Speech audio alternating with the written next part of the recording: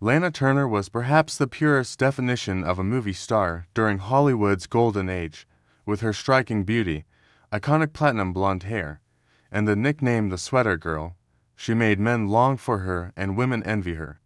Yet behind that dazzling glow was a fragile soul, someone who desperately sought love but repeatedly made tragic mistakes in choosing the men in her life. Lana Turner's love life was more dramatic than any of the films she starred in. With 7 husbands and 8 marriages, a common thread ran through them all: impulsive, blind, and reckless passion. Lana fell in love fast, married even faster, and only realized the harsh truth about her partners right after the honeymoon phase faded. She wasn't looking for money, she was rich. She was looking for protection. But tragically, she often ended up with men who were exploitative, abusive, or domineering. Opening the long chain of heartbreak was 1. Artie Shaw, married 1940, divorced 1940. The musical genius and the suffocating control. This marriage was the epitome of youthful impulsiveness. At the time, Lana Turner was only 19, one of MGM's brightest rising stars.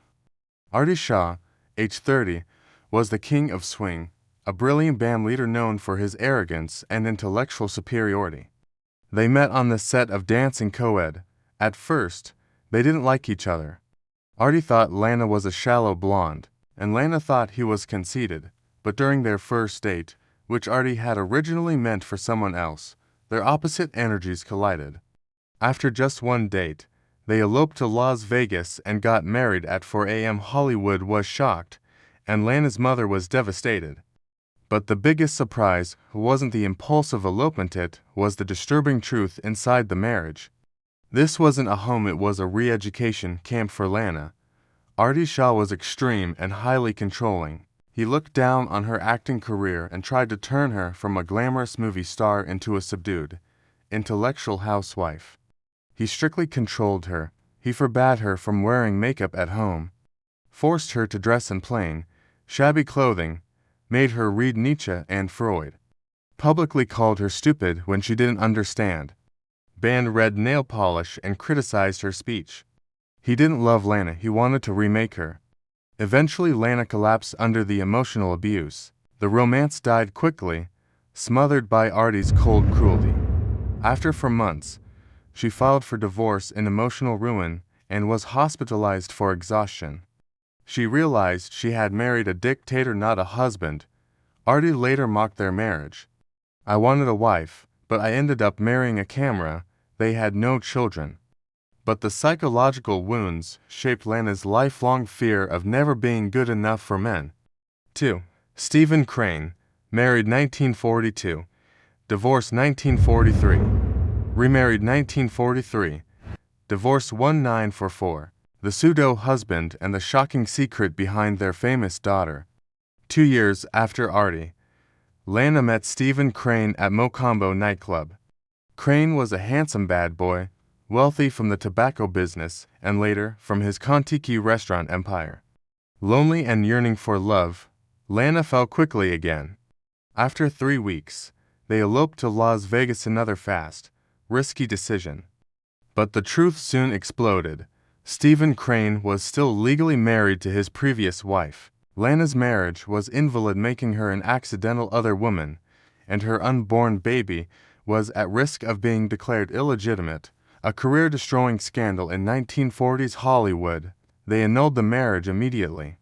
After Crane finalized his divorce, they remarried quickly to legitimize the child, but the relationship rotted fast. Crane gambled heavily, lived off Lana's fame, and was labeled Mr. Lana Turner.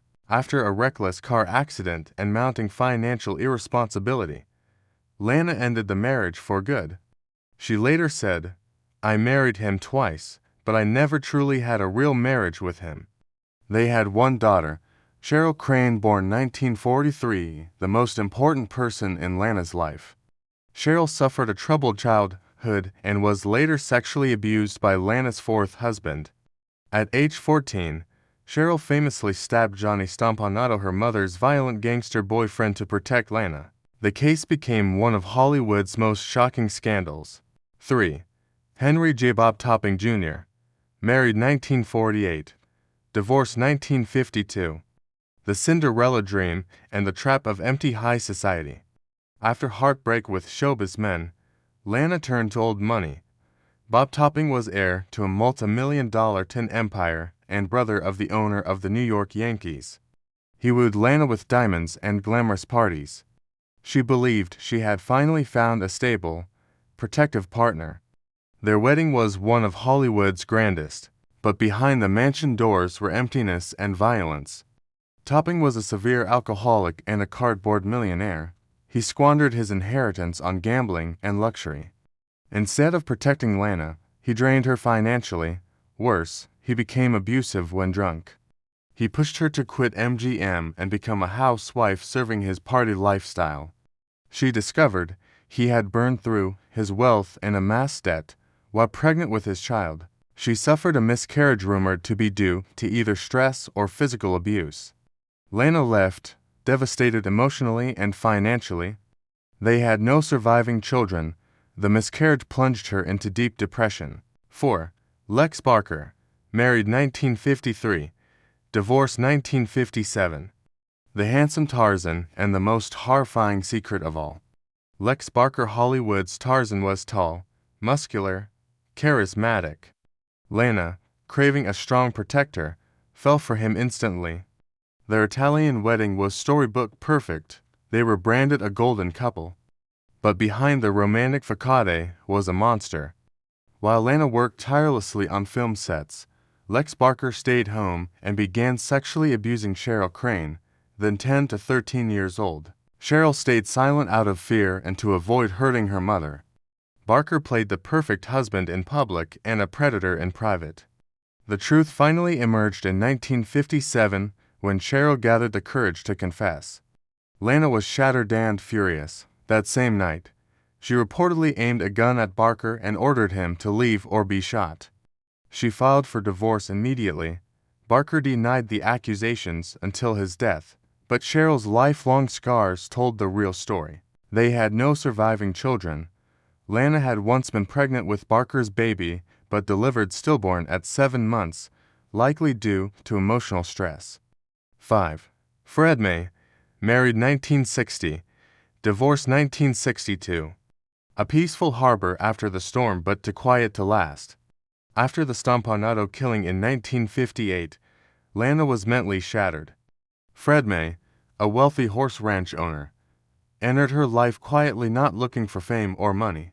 He was the kindest of her husbands, helping her regain stability, manage finances, and temporarily escape toxic Hollywood life. But the secret behind this breakup was Lana herself. After decades of passion, chaos, and adrenaline, she couldn't adapt to Fred's calm lifestyle. He wanted a traditional, domestic wife. But Lana was born a star. She couldn't dim her light to become a ranch wife. They parted peacefully, no scandal. No pain, just incompatibility. They had no children. 6. Robert Eaton, married 1965, divorced 1969. The younger man trap and the exploitation of a fading icon.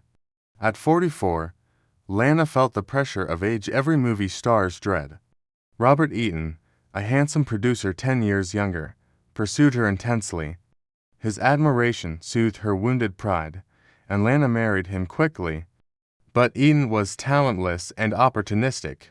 He used Lana's fame as his golden ticket to Hollywood's elite. He failed in his projects, cheated with younger women, and even attempted to publish a tell-all book about Lana. She discovered his infidelity and, even worse, his exploitation. Heartbroken, she threw him out and ended her 6th marriage. No children. 7. Ronald Peller, also known by his stage name Ronald Danda, married 1969, divorced 1972. The hypnotist and the most elaborate con job of all. This was her strangest and most disastrous marriage. Ronald Peller was a nightclub hypnotist. He told Lana he was a millionaire raised in Singapore with a PhD in psychology. Lonely and emotionally vulnerable, Lana fell for the lies and possibly for his hypnotic manipulation. They married after 6 months, the biggest secret. The entire marriage was a heist. He took over her finances, convinced her to hand over $35,000 for a high-profit investment, and secretly stole $100,000 worth of jewelry. Then he vanished. Lana realized she had married a criminal. She divorced him while he was on the run. He was later arrested but for other frauds. Lana said bitterly, "This wasn't a marriage. It was an organized robbery. No children." After divorcing her seventh husband in 1972, Lana Turner said, "God gave me beauty, but he forgot to give me happiness." She remained single for the last 20 years of her life, focusing on repairing her relationship with her daughter Cheryl. Cheryl Crane, despite childhood trauma and the infamous killing of Johnny Stompanato, eventually reconciled with her mother. She later came out as a lesbian and built a peaceful life with her female partner. Lana accepted and supported her completely. Lana Turner died in 1995 from throat cancer, leaving her estate entirely to Cheryl. Her 7 marriages prove that fame and fortune cannot buy real love.